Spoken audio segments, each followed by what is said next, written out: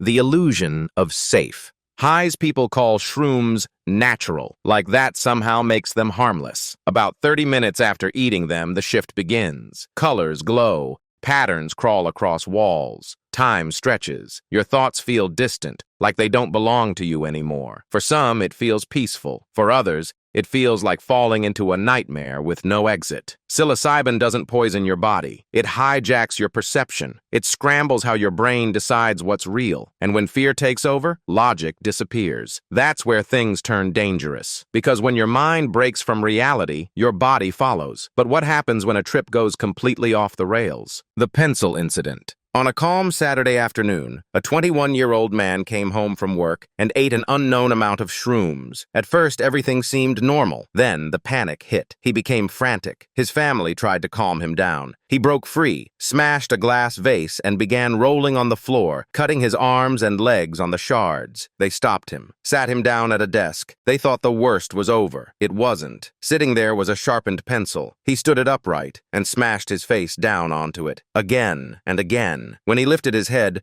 blood poured from both eyes. He had stabbed straight into his own eye sockets. Moments later, he collapsed and vomited. His family screamed for help. Paramedics rushed in, but it was too late. Here's the disturbing part. Shrooms don't shut down your organs. You can't OD from them easily. This wasn't chemical damage. This was behavioral toxicity. His mind convinced him to destroy himself. And this wasn't the only time drugs pushed someone past the edge. The Gator incident. Now let's talk about meth. Meth floods your brain with dopamine. Your heart pounds. Your body overheats. You feel invincible. No hunger, no sleep, just raw energy for hours, sometimes days. On May 26th in Orlando, witnesses called police after spotting a man shaking violently, begging to see his son. By the time officers arrived, he vanished. Then they found him in a lake filled with alligators. Police threw him a life vest. He refused. The gators attacked him. Somehow, he resurfaced, bleeding, covered in bite marks, holding garden shears, like something out of a horror movie. He charged straight at the officers. They tased him. Nothing happened. He jumped into a police cruiser and reached for a rifle. That's when officers were forced to use lethal force. Meth doesn't just speed you up. It shuts down your temperature control. Your organs can literally cook. People collapse, or snap, or go on rampages they don't remember.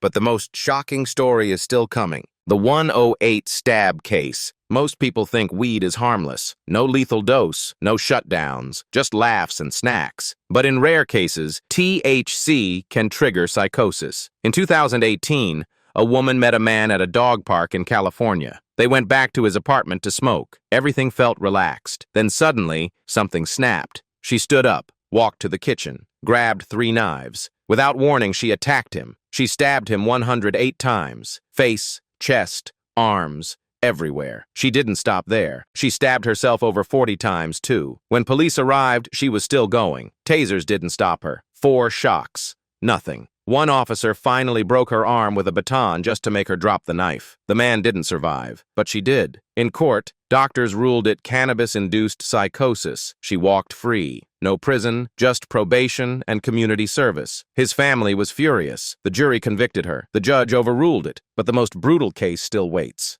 The stove incident. 2 friends ate massive amounts of shrooms inside their apartment. At first, they laughed. Then the delusion hit. They believed they were locked in a spiritual war. God versus the devil. Life or death. They fought. When another friend walked in, he froze. One man stood naked in the kitchen, cooking his friend's organs on the stove. The victim lay on the couch. Face gone. Tongue gone. Heart removed. The autopsy revealed he was still alive when it happened. This time, the court didn't care about psychosis. He was sentenced to 47 years. Same drug, different outcome. The real danger. Here's the truth. Most drugs don't kill you directly. Your organs don't shut down. Your blood doesn't stop. You don't collapse from toxicity. You die from what the drug convinces you to do. Jump from heights. Walk into traffic. Fight imaginary enemies. Hurt yourself. Hurt others. Once your grip on reality slips, anything becomes possible. And that's the real danger nobody talks about.